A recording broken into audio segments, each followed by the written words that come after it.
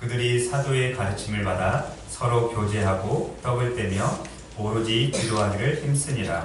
사람마다 두려워하는데 사도들로 말미암아 기사와 표적이 많이 나타나니 믿는 사람이 다 함께 있어 모든 물건을 서로 통용하고 또 재산과 소유를 팔아 각 사람의 필요를 따라 나눠주며 날마다 마음을 같이하여 성전에 모이기를 힘쓰고 집에서 떡을 떼며 기쁨과 순전한 마음으로 음식을 먹고 하나님을 찬미하며 또 온 백성에게 칭송을 받으니 주께서 구원받는 사람을 날마다 더하게 하시니라.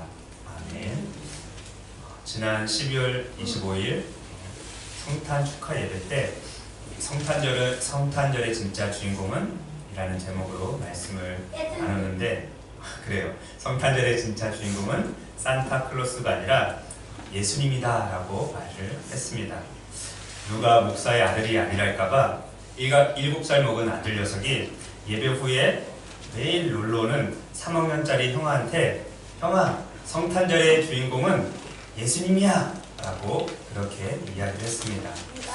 네가 그 말을 들은 저는 아들 녀석이 대견스러웠습니다.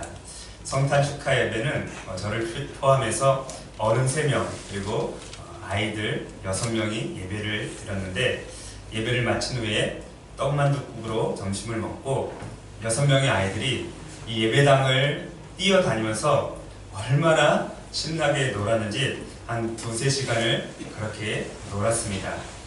그리고 그 전날에 성탄 축하 전야 축제 때 와플을 만들어줬는데 반죽을 너무 많이 하는 바람에 너무 많이 남았어요. 그래서 노는 아이들에게 와플도 만들어주고 또 갈 때 성탄 축하한다고 또 성탄절 선물로 과자를 한 보따리씩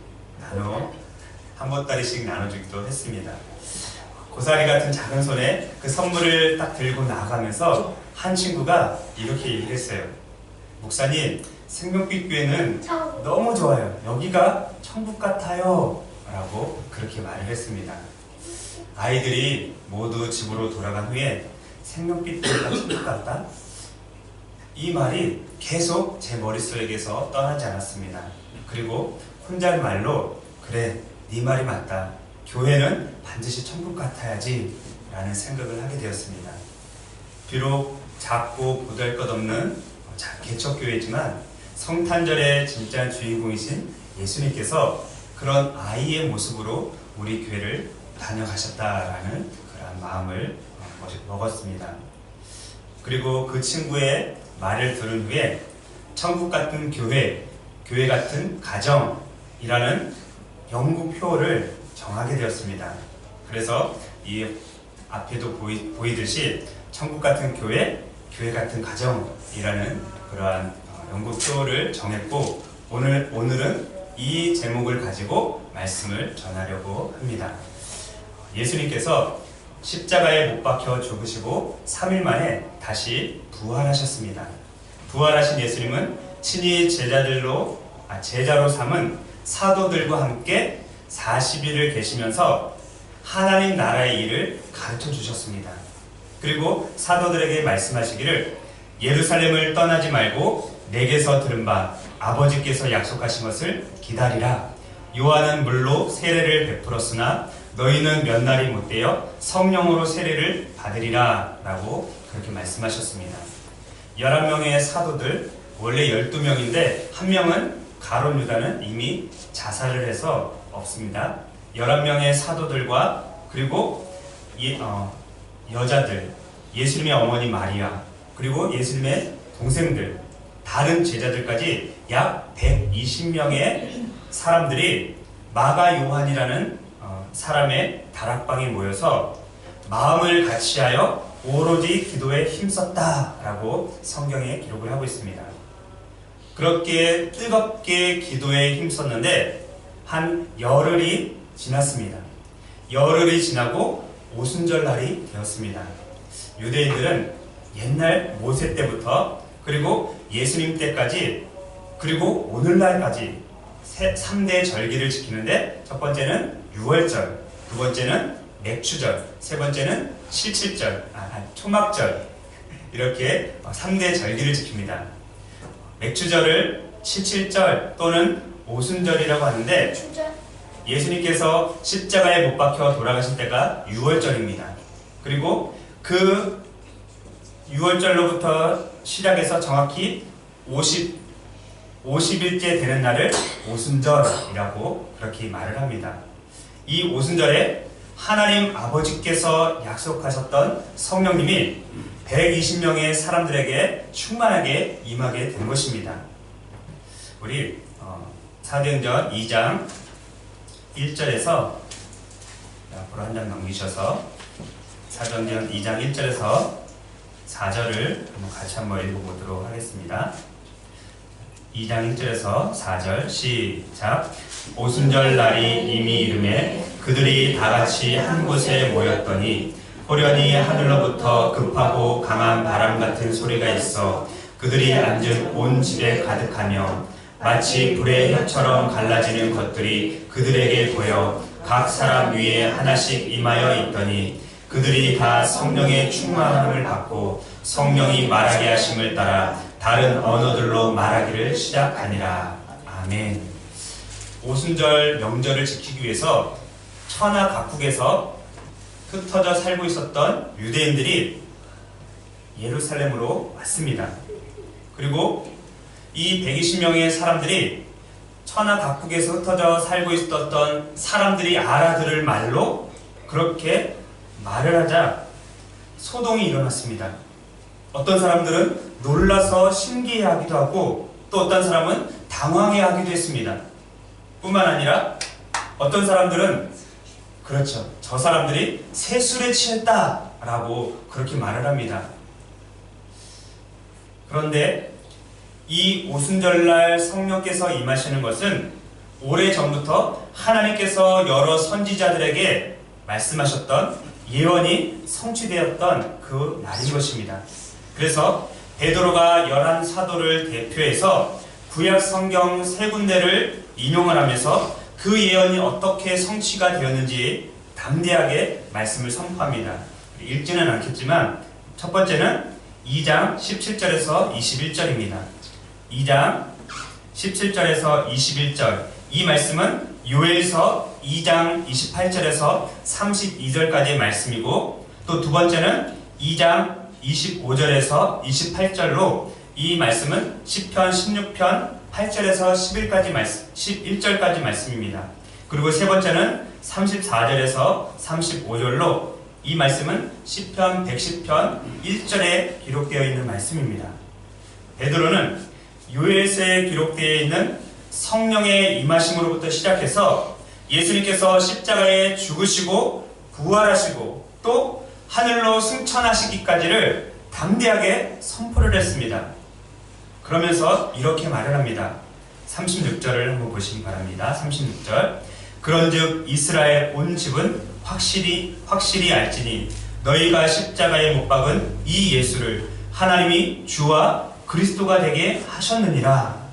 지금 이 유대인들은 대부분 다른 나라에서 지금 살다 온 사람들입니다. 그런데 베드로가 그 사람들을 향해서 너희가 예수님을 십자가에 못 박혀 죽였고 그 예수님을 하나님께서 다시 살려주셨다. 그래서 그리스도와 주님이 되게 하셨다라고 그렇게 말씀하십니다. 그 말을 들은 유대인들이 마음에 찔려서 베드로와 다른 사도들에게 이렇게 말합니다. 형제들아 우리가 어찌할꼬? 그러자 베드로가 너희가 회개하여 각각 그리스도의 이름으로 세례를 받고 죄사함을 받으라 라고 그렇게 말합니다. 그리하면 성령을 선물로 받을 것이다. 이렇게 말한 후에 또 다른 여러 가지 말로 예수님이 그리스도라는 사실을 확증시켰습니다. 그러자 놀라운 일이 벌어졌는데 도대체 어떤 일이 벌어졌는지 41절로 또 가보시기 바랍니다. 41절 제가 읽겠습니다. 그 말을 받은 사람들은 세례를 받음에 이날의 신도의 수가 3,000이나 더하더라. 베드로의 설교를 듣고 모였던 사람들 가운데 세례를 받고 그리스도인들이 된 사람들이 무려 3,000명이나 되었다라고 말합니다. 하루아침에 3,000명이 회개하고 예수님 앞에 돌아오고 그리스도인이 된 역사는 아마 교회 역사상 가장 놀라운 사건들 중에 하나일 것입니다. 그래서 어떤 신학자는 오순절의 성령 오심은 이 시기가 유대인들이 추수하는 절기였다는 점에서 깊은 의미가 있다라고 그렇게 말하기도 했습니다. 드디어 이 예루살렘 안에 천국과 같은 교회가 형성이 된 것입니다. 이제 본문을 통해서 교회가 천국 같고 가정이 교회 같아지려면 어떻게 해야 되는지에 대해서 말씀을 통해서 알아보도록 하겠습니다. 전 총신대학교 교수를 역임했고 지금 서울에 있는 어떤 교회의 담임 목사님으로 사역하고 있는 유상섭 목사님이 계신데 이렇게 말을 합니다. 여기에 묘사된 예루살렘 교회의 생활상은 성령의 오심으로 인해 형성된 새 언약 교회의 아름다운 모습을 보여준다 라고 그렇게 말을 했습니다.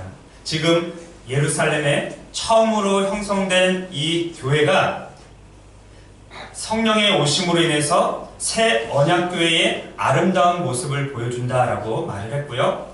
또 현재 미국에 아주 유명한 설교자, 목사님 중에 한 분이신 존 메가더 목사님이 계신데 그분이 또 이렇게 이야기합니다. 내가 교회를 사랑하는 또 다른 이유는 교회가 지상에서 존재하는 천국이나 다름이 없기 때문이다. 물론 이 말은 교회가 완전하다거나 부패한 세상을 피해 은신할 수 있는 이상향을 제시한다는 뜻과는 거리가 멀다.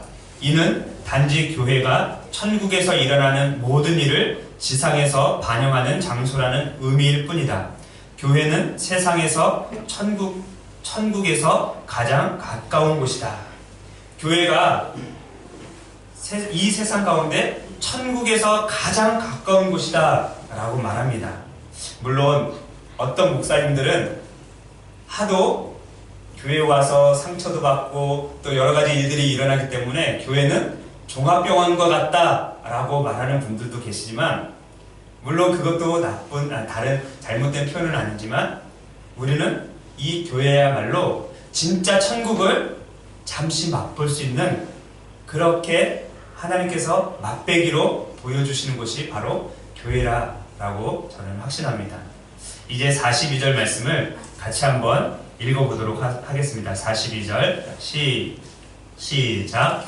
그들이 사도의 가르침을 받아 서로 교제하고 떡을 떼며 오로지 기도하기를 힘쓰니라. 마가 요한의 다락방에서 성령의 충만함을 받았던 사람들과 베드로의 설교를 듣고 회개했던 사람들도 동일하게 성령을 선물로 받았습니다. 그래서 그때부터 사도의 가르침을 받아 서로 교제하고 떡을 떼면서 기도하기를 힘썼는데 어떤 교회든지 그 교회가 천국 같은 교회 같은 가정이 되기 위해서는 반드시 이 네 가지 요소가 필요하다는 것입니다. 사도의 가르침을 받고 서로 교제하고 떡을 떼고 기도하는 것, 이 네 가지가 반드시 필요하다는 것입니다. 그래서 첫 번째로 이제 사도의 가르침에 대해서 먼저 알아보도록 하겠습니다. 영국의 존 스토트 목사님이라는 분이 계셨는데 그분이 아주 유머스럽게 이렇게 표현을 했습니다. 아마 성령께서 그날 예루살렘에 하나의 학교를 시작하셨다고 말할 수 있을 것이다. 그 학교의 교사들은 예수님이 임명하신 사도들이었다. 그리고 유치원에는 3,000명의 학생들이 있었다. 그들의 가르침을 받는 일에 굶주려 사도들의 사사를 받으며 그 가르침을 꾸준히 받았다라고 그렇게 말합니다. 좀 유머스럽게 표현했습니다. 초대교회는 마치 유치원과 같았다. 그런데 유치원보다는 그 교회는 새 언약교회입니다. 다른 말로 하면 천국과 같은 교회라는 것입니다. 이제 막 새롭게 태어난 예루살렘 교회 성도들은 사도의 가르침을 적극적으로 받았던 것입니다. 그러면 이 사도의 가르침이 어떤 것이었겠습니까? 사도들의 가르친 것은 예수님의 가르침과 똑같은 것이었습니다. 예수님께서 가르치신 그 가르치심의 핵심은 하나님 나라의 일입니다. 마찬가지로 하나님께서 이 사도들도 예수님과 동일하게 하나님의 나라의 일을 가르쳐 주었습니다. 그리고 성경 전체에 관해서 가르쳐 주었는데 그것은 바로 예수님에 관한 것입니다. 우리가 흔히 구약성경이라고 부르는 것은 오실 예수님에 관한 책이고 신약성경이라고 부르는 것은 오신 예수님에 관한 책입니다. 그래서 하나님의 일들과 예수님에 관한 것들을 사도들이 가르쳐 주었던 것입니다.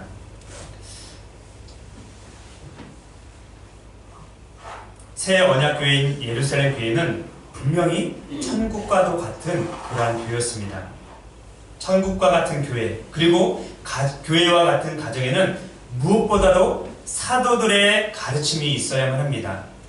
그런데 오늘날 어떤 사람이 나는 예수님께 직통 계시를 받아서 나도 사도의 자격이 충분히 있다라고 얘기하면 그 사람은 볼 것도 없습니다. 백발백중 가짜입니다.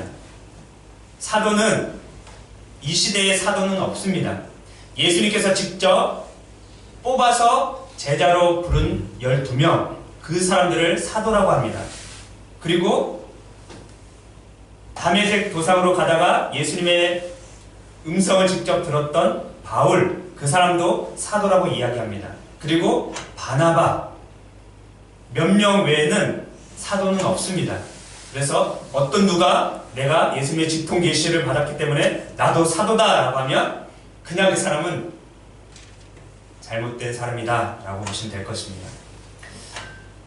사도의 가르침은 신약 성경이 전경으로 채택되면서 오늘날 우리에게 이렇게 성경으로 전해져 내려오고 있습니다. 그래서 사도의 가르침은 신약 성경을 통해서 우리는 배울 수가 있는 것입니다. 오늘날에는 분명히 사도는 없지만 사도들이 가르쳐 주었던 내용이 담긴 이 신약 성경 그리고 그 전 말씀이었던 구약 성경을 통해서 우리는 사도들의 가르침을 동일하게 배울 수가 있습니다. 하나님께서 한 교회에 담임 목사님을 세운 것은 그 목사를 통해서 사도들의 가르침, 신구약 성경을 배울 수 있도록 그렇게 세운 것입니다. 저를 하나님께서 이 생명빛 교회의 담임 목사로 세우셨기 때문에 여러분들에게 하나님 말씀에 대해서 가르치고 또 이렇게 말씀을 선포하는 것입니다. 천국과 같은 교회는 언제나 사도들의 가르침 위에 세워진 바른 말씀의 선포가 있는 교회가 바로 천국과 같은 교회입니다. 그리고 교회와 같은 가정에서도 마찬가지로 그 역할을 여러분들이 감당을 해야 되는 것입니다.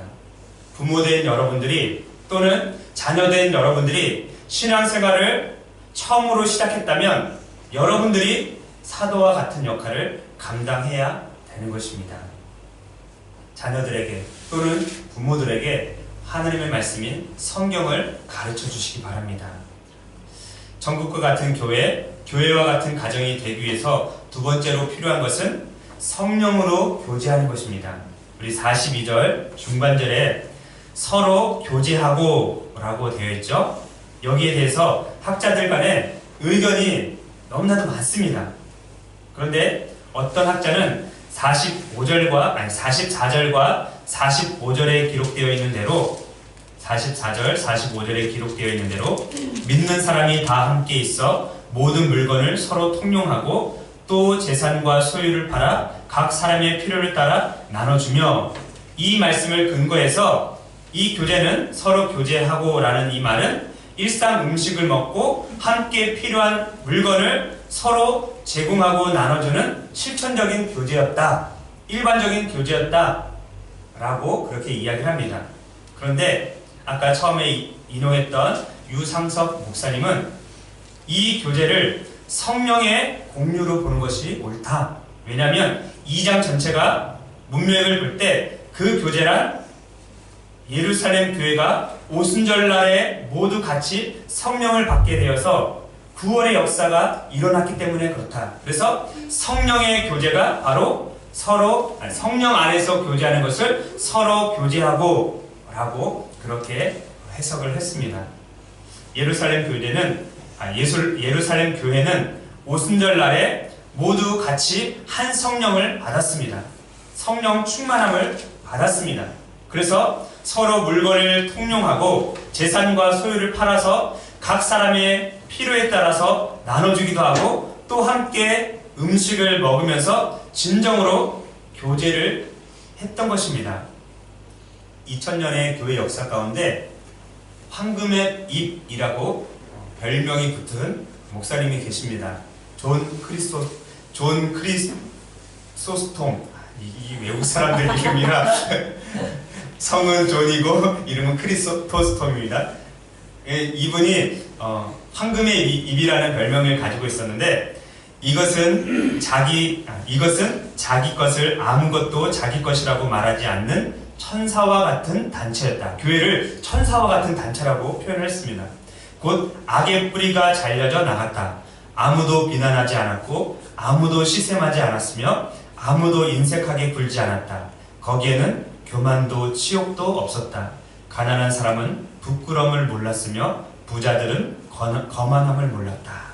이 말을 볼 때 참 우리도 초대교회 같은 교회가 됐으면 얼마나 좋을까.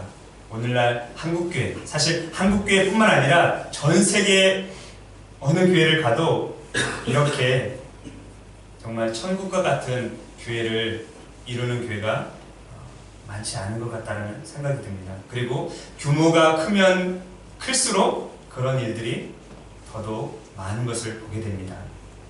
우리가 서로 교제하는 데는 반드시 선행돼야 될 것이 있는데 그것은 바로 성령의 충만입니다. 성령의 충만을 받은 사람만이 진정으로 교제할 수 있는 것입니다. 뿐만 아니라 성령으로 충만한 사람만이 자신의 전 재산을 교회에 내놓을 수 있는 것입니다. 성령의 충만함을 받은 성령의 충만함을 통해서 모든 물건을 서로 통용하고 자기 재산을 조금이라도 자기 것으로 말하는 사람이 없을 것입니다. 마찬가지로 우리 교회가 천국과 같은 교회와 같은 가정을 이루기 위해서는 성령 충만함을 먼저 받아야 됩니다.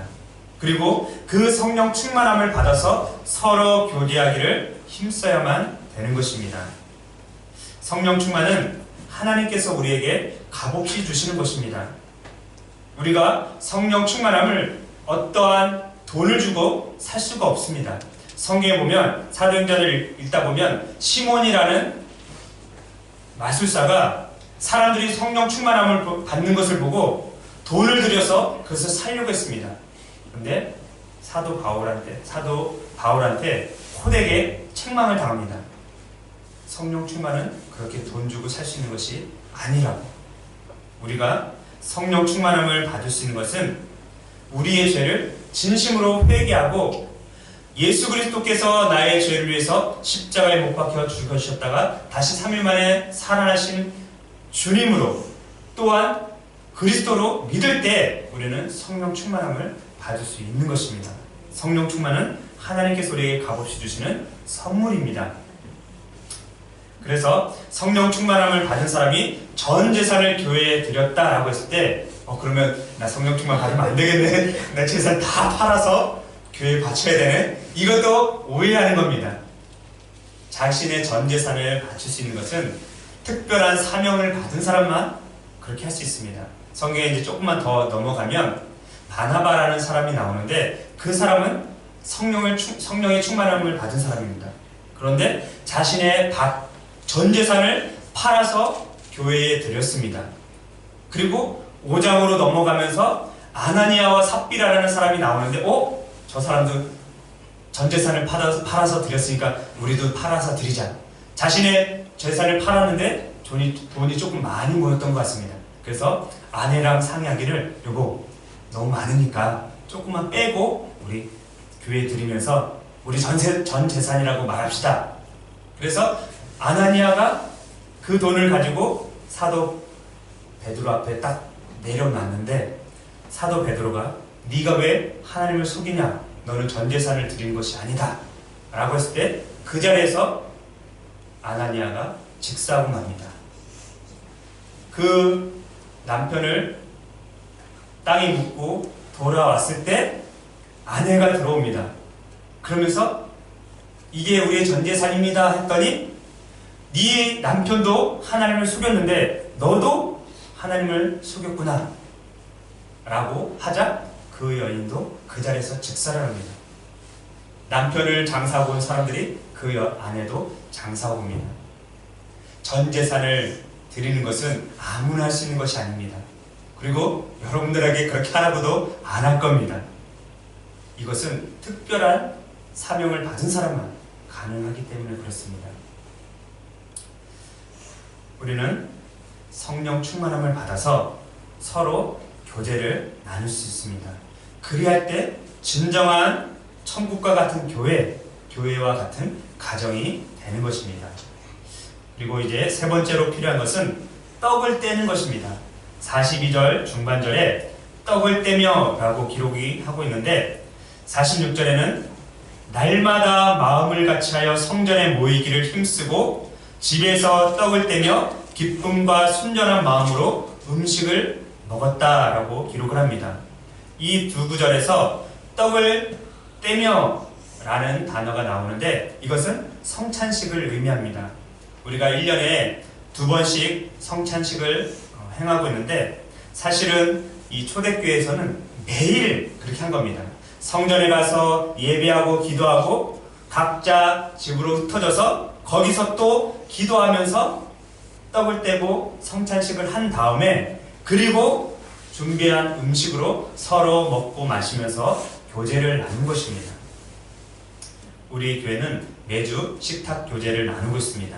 그리고 1년에 2번 부활절과 추수감사절 때 전후에서 떡을 떼는 그러한 성찬식을 거행하는데, 우리가 매주 할 수 없고 또 매일 그렇게 할 수가 없어서 그렇게 하다 보니까 1년에 2번 하게 되는데, 사실은 조금 더 많이 할 필요가 있습니다. 예배당에서 모여 매일 나와서 예배할 수는 없지만, 또 매일 집에서 교제하고 떡을 뗄 수는 없지만, 우리는 마음을 같이 해서 모이기를 힘써야 되는 것입니다. 주일 한 번만 모일지라도 힘을 다해서 모이기를 힘쓰고, 그리고 예배할 때마다 기쁨과 순전하고 즐거움으로 예배하고, 또 음식을 먹을 때도 감사함으로 먹어야만 되는 것입니다.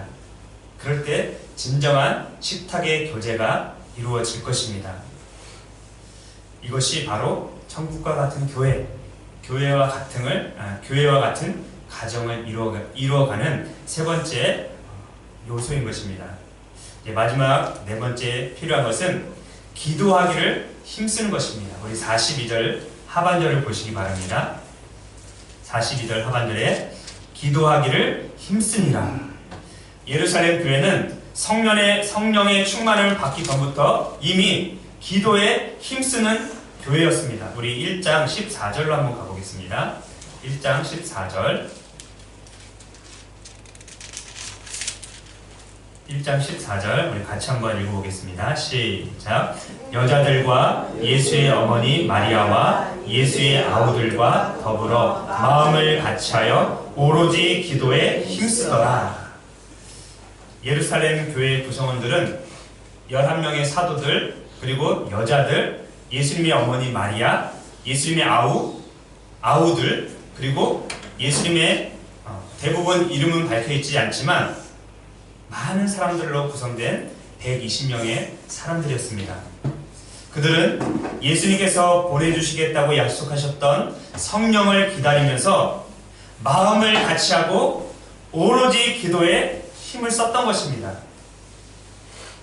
그래서 예수님께서 약속하셨던 성령을 충만하게 받게 된 것이고, 그리고 3,000명으로 교회가 불어났음에도 불구하고 여전히 그들은 기도에 힘쓴 것을 우리가 보게 됩니다. 사도 베드로를 비롯해서 예루살렘 교회 성도들은 하루에 3번씩 시간을 정해놓고 기도했습니다.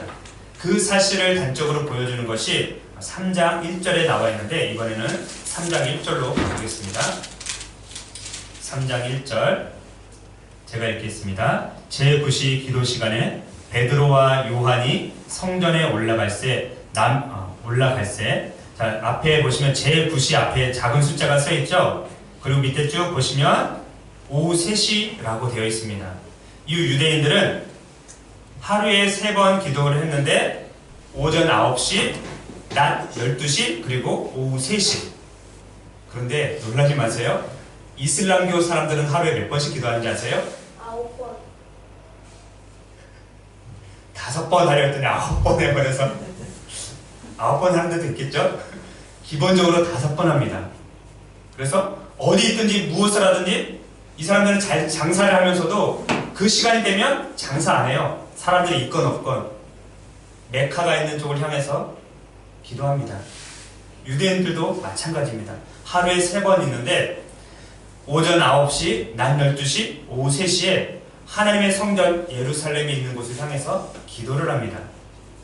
그런데 이들이 기도하는데 최소 30분만 잡아도 하루에 1시간 30분은 기도하는 것입니다. 그렇죠? 어떤 목사님께서 나는 너무 바빠서 기도합니다 라고 얘기했고요. 또 마틴 루터는 나는 할 일이 너무 많아서 아침에 3시간씩 기도합니다. 3시간 기도하지 않으면 마귀한테 내가 집니다. 이렇게 얘기를 하고 그렇게 실천을 했습니다. 그런데 오늘 우리는 어떻죠? 천국과 같은 교회와 같은 가정을 이루어 간다고 하면서 1시간은 둘째치고 30분도 채 못하고 있는 것이 우리의 현실입니다. 교회에서, 직장에서 또는 가정에서 하나님과 홀로 독대할 수 있는 장소를 한번 마련해 보시기 바랍니다. 가정, 직장, 다른 곳이 안 되면 교회도 좋습니다. 언제든지 우리 교회는 열려 있습니다. 비밀번호 알려드립니다. 언제든지 오셔서 기도하시고, 또 장소를 찾은 후에는 시간을 정해놔야 됩니다. 시간을 안 정해놓고 내가 하루에 30분씩 하지 그러면 안 하집니다. 못 하집니다. 그렇죠? 유대인들은 반드시 시간을 정해놓고 한 거예요. 9시, 12시, 3시. 이슬람교도도 마찬가지고, 우리도 장소를 정했다면 시간을 정해놓고 내가 이 시간만큼은 어디 있든지 내가 꼭 기도하겠다 라고 시간을 정해놓고 최소한 30분씩은 기도를 했으면 좋겠습니다. 그것이 하루, 이틀, 사흘 연속으로 하다 보면 몸에 익숙해지다 보면 내가 오늘 기도를 하루 빼먹으면 왠지 오늘은 뭔가 하지 않은 그런 느낌이 들 것입니다. 그래서 예수님께서 공생의 기간에 그 어떤 사람들보다 바쁘고 피곤하셨지만 사역이 끝나면 항상 기도하러 산으로 올라가셨습니다. 새벽이 되도록 아버지 하나님과 교제를 했던 것입니다. 우리가 기도하기를 힘쓸 때 천국 같은 교회 같은 가정을 이루어 가게 될 것입니다. 이제 말씀을 맺겠습니다. 사랑하는 우리 생명교회 성도 여러분, 저는 반드시 교회는 천국 같고 가정은 반드시 교회 같아야 된다라고 확신합니다. 왜냐하면 교회가 천국 같다면 가정도 천국이 될 수가 있기 때문에 그렇습니다. 교회 같은 가정을 이루고 한다면 교회도 반드시 천국이 되게 될 것입니다. 그러기 위해서는 사도의 가르침, 오늘날은 목사들의 가르침, 그리고 성령의 충만함을 받아서 서로 교제하고 떡을 떼고 음식을 나눠 먹고 힘써서 기도할 때 교회는 천국이 될 것이고 또 가정은 교회처럼 될 것입니다. 그래야면 이러한 놀라운 역사가 나타납니다. 사도행전 2장 47절을 같이 읽고 마치겠습니다. 그리할 때 하나님을 찬미하며 또 온 백성에게 칭송을 받으니 주께서 구원받는 사람을 날마다 더하게 하시니라. 아멘. 이러한 은혜가 우리 생명빛 교회와 여러분들의 가정에 충만하게 넘치기를 간절히 바라겠습니다. 기도하겠습니다.